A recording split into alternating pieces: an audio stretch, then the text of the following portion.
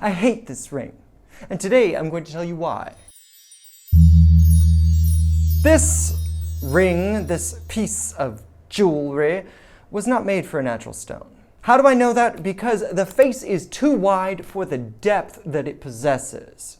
And what that means on a basis of gemstones is that it cannot be cut perfectly. Now that's frustrating for somebody like me because I like to dive into these things and I like to find the most beautiful, the most perfect, the most wonderful, thought-evoking, emotionally trapping, etc., etc., etc. gemstone for a given piece of jewelry. And this one cannot be done. Why? The face is too wide for the depth. It's like somebody that's too pretty and has no personality. Horrible. Now, on gemstones, each of them has a refractive index that we've talked about in other videos many, many, many times, but the fact is that I hate this piece of jewelry because it was designed for something that is not natural, and you cannot replace it with something that is natural and have it come out perfectly. So what I did, woe unto me, was to find a piece of topaz that would have a wide enough face that was already cut shallowly enough to fit into this ring without poking into your finger. I knew that it was going to have a window. Window is inescapable because when the face is too wide and the depth is too shallow for the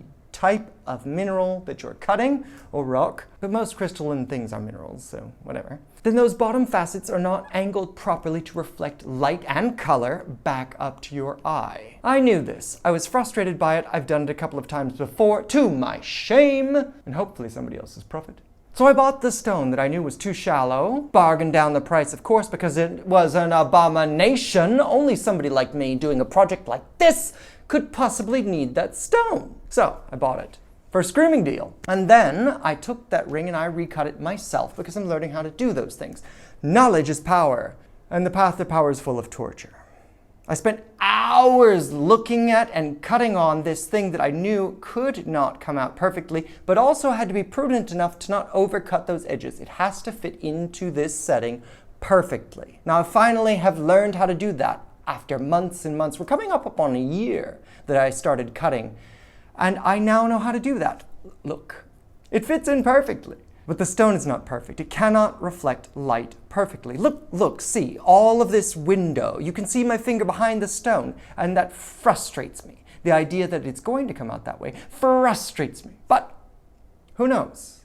Once this ring is actually finished, because it's not, it still has some other problems that need to be fixed, like this bezel. There's an entire chunk missing out of it. This is not a castle. That is not a parapet. It is not meant to be a thing to shoot arrows through. It's got to be fixed. But once that's fixed, and once we've got some garnet beads we're going to put around the outside, it's going to be a whole lot of sparkin', as the Thai would say, because they don't say L's at the end of words.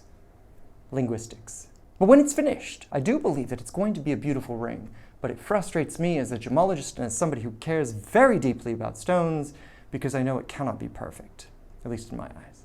Dear God, is this why I'm bald? And God answers, no. Well, anyway, here's to hoping and seeing what comes next, because I'm often surprised by what comes out of these things when I finally finish them and they come back to me sparkling, well polished, well set, and they become a new piece of treasure for somebody. So if you want to get in touch with me, head over to gemshepherd.com where you can contact me directly. Otherwise, you can read blogs about investing in gemstones. Otherwise, hit that like button, that subscribe button, tell all of your friends about me, and until next time, bye-bye.